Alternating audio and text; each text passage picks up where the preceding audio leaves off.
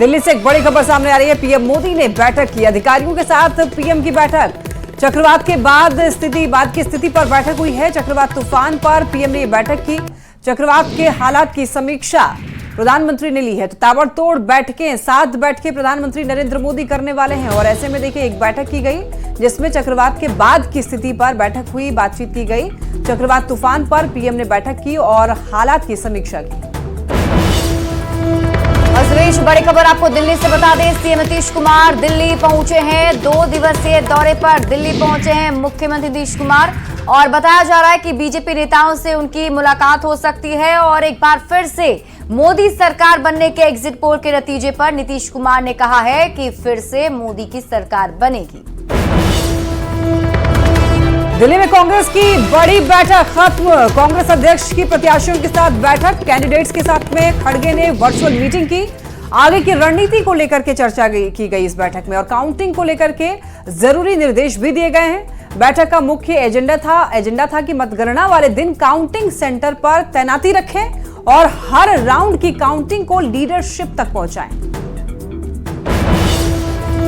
और मुंबई से आपको बड़ी खबर बता दें, मुंबई में विमान की इमरजेंसी लैंडिंग कराई गई है। बम की खबर के बाद इमरजेंसी लैंडिंग कराई गई। विस्तारा एयरलाइंस की इमरजेंसी लैंडिंग हुई है। बताया जा रहा है कि मुंबई से पेरिस से फ्लाइट जा रही थी और तभी खबर मिलती है कि इस विमान में बम है और इसी वजह से इमरजेंसी लैंडिंग कराई गई। तो इस वक्त की बड़ी खबर आपको मुंबई से बता रहे हैं।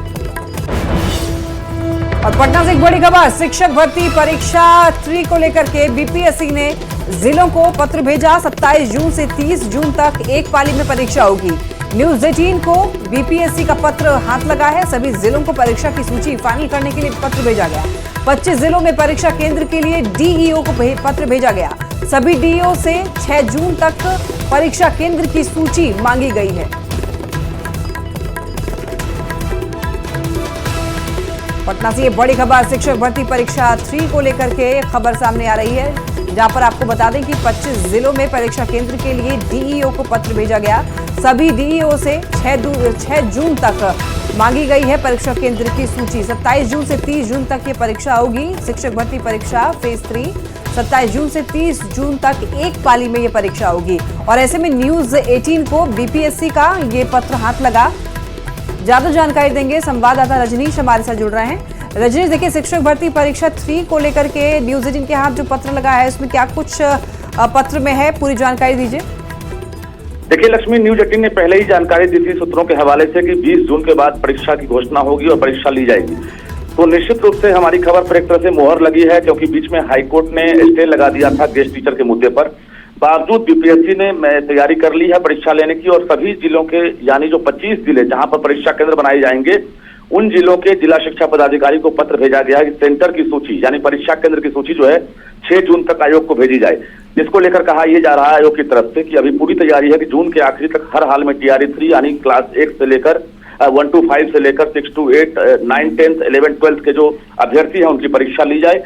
उम्मीद ये की जा रही है कि जून में जो तिथि घोषित की गई है, इससे आगे और पीछे भी तिथि की जा सकती है। यानी 20 तारीख के बाद परीक्षा की तिथि घोषणा फिर से हो सकती है। और ये तिथि एक तरह से 20-21 भी हो सकती है। और इसके साथ साथ अभी जो तिथि है ये टेंटेटिव यही माना जा रहा है। तो 10 जून से पहले अभ्यर्थी को पूरी जानकारी मिल जाएगी। शेड्यूल का एक तरह से जो आयोग जारी करेगा। लेकिन फिलहाल जो हमारी खबर थी उस पर मोहर लगी है।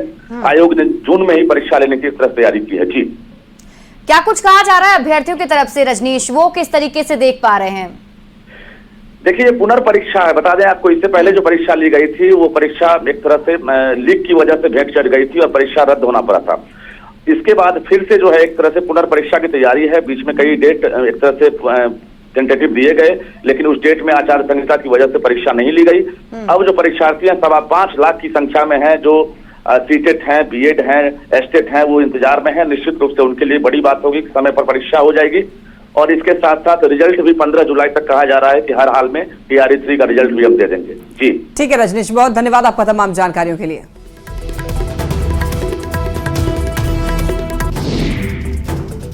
यूपी के सीएम योगी आदित्यनाथ ने गोरखपुर के गौरक्ष पीठ में सुबह सुबह दर्शन पूजन के बाद गौ सेवा की। सीएम ने बच्चों से बातचीत की और उन्हें चॉकलेट भी बांटा। यूपी के सीएम योगी आदित्यनाथ आज गोरखपुर चिड़ियाघर गए। गोरखपुर जू जाकर के सीएम ने जानवरों के लिए की गई व्यवस्थाओं का जायजा लिया। भीषण गर्मी के बीच जानवरों के लिए क्या कुछ प्रबंध किए गए हैं, उनके खाने पीने की क्या व्यवस्था है, हर चीज का सीएम ने बारीकी से जायजा लिया। बेगूसराय से बीजेपी उम्मीदवार गिरिराज सिंह ने विपक्ष पर निशाना साधते हुए कहा है कि 4 तारीख को सब कुछ साफ हो जाएगा और विपक्ष की सारी खटाखट और फटाफट धरी की धरी रह जाएगी। साथ ही गिरिराज सिंह ने एनडीए की जीत का दावा करते हुए कहा है कि आज सभी एजेंसियों ने एनडीए गठबंधन को 400 के आसपास की बढ़त बताई है और ये सिर्फ मोदी की गारंटी का ही परिणाम है। खट फटाफट को खटाखट भेज दिया। जो लोग कहते थे खटाखट फटाफट, सब खटाखट फटाफट सबकी आवाजें अब बंद हो गई। जो कहते थे मैं लिख रहा हूं, मोदी नहीं रहेंगे 4 तारीख को। मोदी से नफरत, देश के विकास को नकारना, देश की विश्वसनीयता को नकारना, ये दिखाता है। और मैं समझता हूं कि अब रिजल्ट 4 तारीख को आने वाली है। सारे सर्वे यही है 400 के बाद। मध्य प्रदेश के मंत्री कैलाश विजयवर्गीय पटना पहुंचे। विपक्ष के 295 सीट जीतने के दावे पर विजयवर्गीय ने कहा है कि विपक्ष का सपना 4 जून को टूट जाएगा। कैलाश विजयवर्गीय ने कहा कि पीएम मोदी देश को ऊंचाइयों पर ले जा सकते हैं। पीएम मोदी एक बार फिर से पीएम बनेंगे। देखिए, बिहार में गोली चलना, बम चलना, ये लालू जी के राज में बहुत हुआ है और बिहार में बड़ा सामान्य सा हो गया है। और राम गोपाल यादव बहुत ही सक्षम नेता हैं, बहुत अच्छे नेता हैं और हो सकता है कि कुछ लोग उनकी जीत के कारण कहीं न कहीं लोगों में कुछ ऐसा भाव आया हो कि उन्हें गोली मार दें। एग्जिट पोल में एक बार फिर नरेंद्र मोदी सरकार के अनुमान के बाद सियासत गर्म है। हम पार्टी के प्रवक्ता ने कहा कि एग्जिट पोल से एक बार फिर क्लियर हो गया है, एनडीए का 400 पार का संकल्प पूरा होने जा रहा है। नकारे विपक्ष को पूरे देश ने नकार दिया है। देखिए ना, एग्जिट पोल ने बिल्कुल क्लियर कर दिया है और 400 पार का जो हमारा नारा था वो बिल्कुल फलीभूत होता हुआ दिख रहा है। प्रधानमंत्री जी के विजन के साथ और एनडीए के तमाम शीर्ष नेताओं के मार्गदर्शन में ये देश चल पड़ा है और नकारात्मक राजनीति, नकारे विपक्ष को इस देश ने पूरी तरह से नकार दिया है। एग्जिट पोल को लेकर पप्पू यादव का भी बयान सामने आया। पूर्णिया सीट से निर्दलीय चुनाव लड़ रहे पप्पू यादव ने दावा किया है कि बीजेपी 240 से ऊपर नहीं जा सकती। नरेंद्र मोदी इस बार पीएम नहीं बनेंगे। तो वहीं पप्पू ने यह भी कहा है कि नतीजों के बाद एनडीए के कुछ दल इस तरफ आ सकते हैं। पप्पू यादव ने बिहार में चुनावी नतीजों पर कहा है कि अगर राहुल गांधी और प्रियंका गांधी बिहार में सही तरीके से प्रचार करते और टिकट बंटवारा सही तरीके से होता तो महागठबंधन 25 से 30 सीट जीत सकती थी। 43 सीट को लेकर क्या कहेंगे? भैया मैं तो कह रहा हूँ कि आप हमको बताओ ना। लोग बोलते हैं ना 60 50, ये तो 4 को पता चलेगा। नरेंद्र मोदी तो पीएम नहीं बनेंगे जैसा मैं समझता हूँ। बिहार में क्या देखें 40 सीट को लेकर आप? भैया हालात और परिस्थितियां, मैंने पहले भी कहा था, प्रियंका गांधी और राहुल गांधी जी को अधिक से अधिक यदि गठबंधन धर्म लाए होते, यदि अधिक कैंपेन हुआ होता बिहार और टिकट सही तरीके से, तो हम 25-30 क्रॉस करते। दिल्ली के सीएम अरविंद केजरीवाल आज तिहाड़ जेल में सरेंडर करेंगे। सुप्रीम कोर्ट से मिली 21 दिन की अंतरिम जमानत पूरी होने के बाद आज सरेंडर करेंगे। अपने घर से थोड़ी देर में निकलने वाले हैं, जिसके बाद वो पहले राजघाट जाएंगे। इसके बाद हनुमान मंदिर और पार्टी दफ्तर के बाद वो तिहाड़ जेल जाकर सरेंडर करेंगे। 4 जून को वोटों की काउंटिंग के दौरान सुरक्षा कड़ी होगी। धनबाद पुलिस ने रोड मैप तैयार कर लिया है। ड्रोन कैमरे से विजय जुलूस की निगरानी होगी। एसएसपी एचपी जनार्दन ने ग्रामीण और सिटी एसपी और सभी थानेदारों के साथ में बैठक की और कई आवश्यक दिशा निर्देश भी दिए।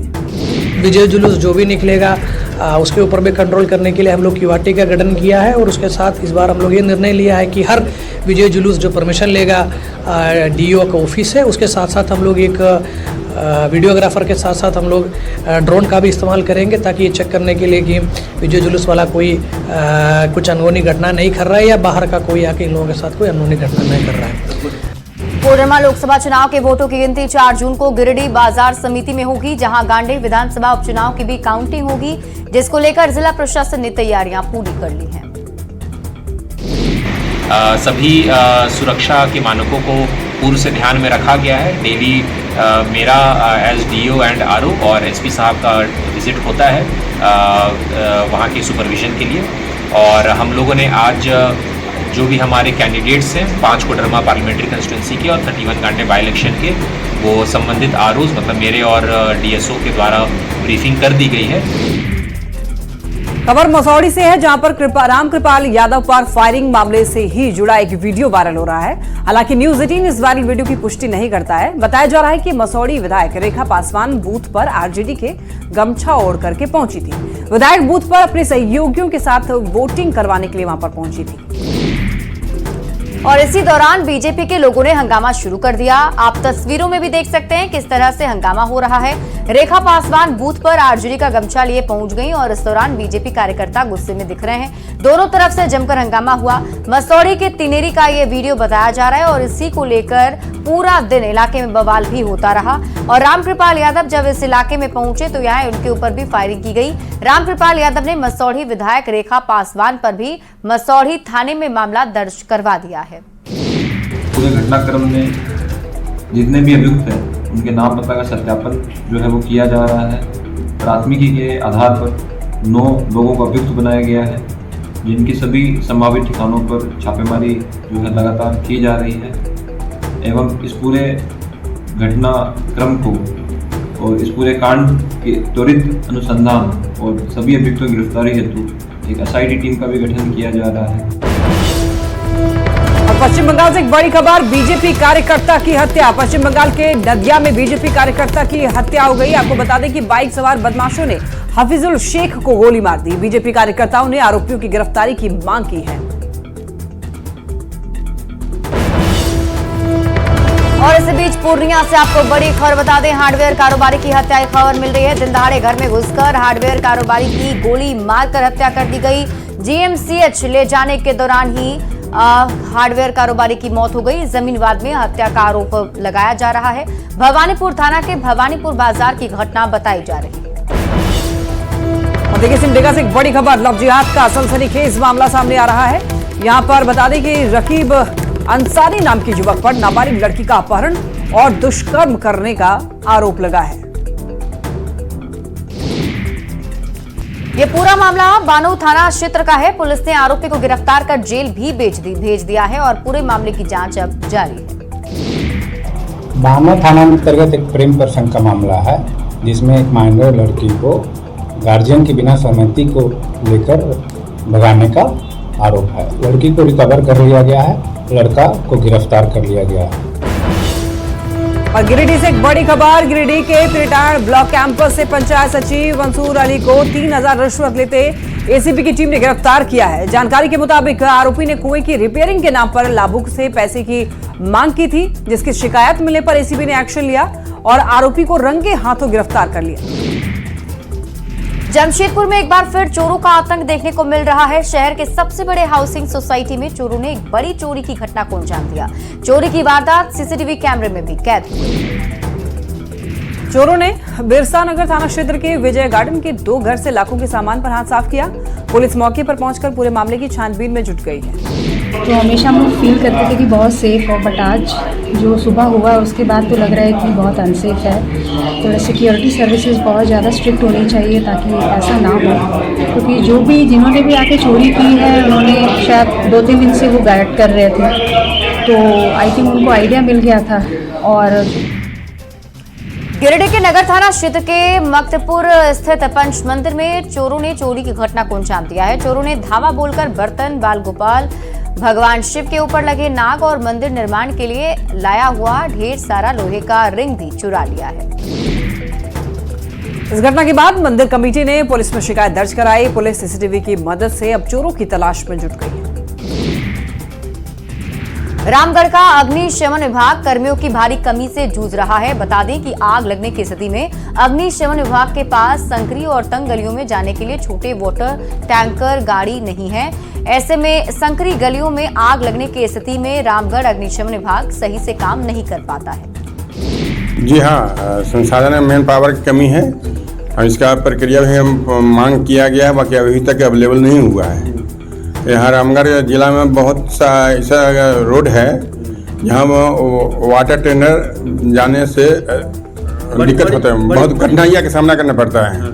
इसलिए हम एगो मिनी वैक्स वाटर टेंडर छोटा जीप मांग किया गया था, जो अवेलेबल अभी तक नहीं हुआ है।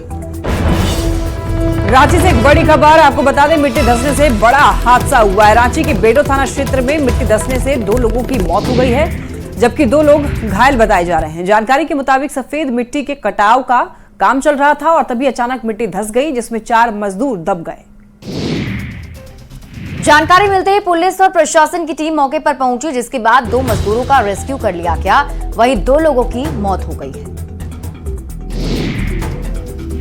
गुमला के भरनो प्रखंड क्षेत्र में हाथी का उत्पात थमने का नाम नहीं ले रहा है। ताजा मामला बता दें आपको कि मरासिली पंचायत के कुसुम्बाहा गांव का है। यहां पर हाथी ने किसान के घर को निशाना बनाया, 2 क्विंटल गेहूं को भी चट कर लिया हाथी ने। किसान ने बताया कि हाथी के उत्पात की जानकारी वन विभाग को दे दी गई है। इसके साथ ही किसान ने नुकसान की भरपाई के लिए वन विभाग से मदद की गुहार भी लगाई है। रात को करीब 1 बजे भगवान जी आए और फिर हमारे घर को क्षतिग्रस्त किया। जो भी खाना था गेहूँ था थोड़ा बहुत उसको खाया और उसकी बाकी बात को घर के बगल में ही डाला है, थोड़ा बटोरे हैं। हम बहुत गरीब आदमी हैं सर, हमको पीएम आवास मिला था, इसी तरह से घर बनाए थे। अभी तो हमको रहने के लिए बहुत दिक्कत हो रहा है। दिल्ली समेत उत्तर भारत में मौसम का मिजाज बदला है और लोगों को टेम्परेचर के टॉर्चर से थोड़ी राहत मिली है। दिल्ली में कल तेज हवाएं और बूंदाबांदी से तापमान में मामूली गिरावट भी आई है। दिल्ली, यूपी, उत्तराखंड समेत कई राज्यों में 4 जून तक गर्मी से कुछ हद तक राहत मिलने की उम्मीद है। तेज हवा और बारिश से गर्मी से राहत मिलने की उम्मीद है। मॉनसून के दस्तक से उत्तर भारत में भी राहत मिल सकती है।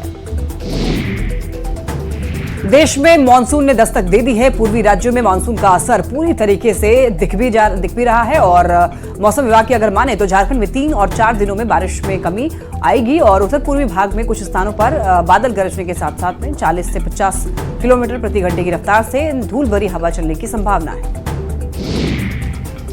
झारखंड में आने वाले दिनों में मौसम कैसा रहेगा और 3 और 4 तारीख में थोड़ी सी बारिश में कमी आएगी और उत्तर पूर्वी इलाकों में ही, संथाल परगना में ही आपको कहीं कहीं पे गर्जन के साथ हल्की मध्यम दर्जे की बारिश देखने को मिल सकती है। और कल से बात की जाए तो सिर्फ गढ़वा पलामू में ही आपको उस लहर जैसी स्थिति देखने को मिलेगी। चतरा लातेहार में थोड़ा पारा 40 के ऊपर में देखने को मिलेगा। बिहार में मानसून का महीना शुरू हो गया है। जून के दूसरे सप्ताह में मानसून आने की संभावना है और अगर इस बीच कोई साइक्लोनिक सर्कुलेशन आ गया तो बिहार में मानसून आने में कुछ देरी हो सकती है। कोडरमा के मरकच्चो प्रखंड में तेज आंधी पानी में लाखों की लागत से बन रहा जलमीनार धराशायी हो गया। बता दें आपको कि जलमीनार का निर्माण जल जीवन मिशन के तहत मेघा जलापूर्ति योजना के तहत कराया जा रहा था।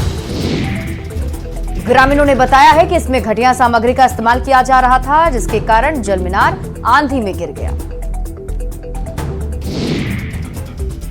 सिमडेगा में सदर अस्पताल की बड़ी लापरवाही सामने आई है। अस्पताल परिसर के अंदर ही खुले हुए मेडिकल वेस्ट लेबर रूम के वेस्ट को फेंक कर जलाया जा रहा है, जिससे मरीजों को परेशानी हो रही है। धुआं निकलने से आसपास के रहने वालों को भी सांस लेने में दिक्कतों का सामना करना पड़ रहा है। भीषण गर्मी को देखते हुए बिजली विभाग ने एक नया आदेश जारी कर दिया है। अब फ्यूज कॉल के लिए समय निर्धारित कर दिया गया है। फ्यूज कॉल के निर्धारित समय पर ही अब शट डाउन दिया जाएगा। जो शिफ्टिंग का काम चल रहा था उसे फिलहाल बंद कर दिया गया है। फ्यूज कॉल का समय निर्धारित कर दिया गया है, जो सुबह 8 से 9 शाम को 4 से 5 और रात को 10 से 11 निर्धारित किया गया है। बीच में अगर किन्हीं उपभोक्ताजनों का फ्यूज कॉल आता है उन्हें वेट करना होगा ताकि आम उपभोक्ताओं को परेशानी ना हो।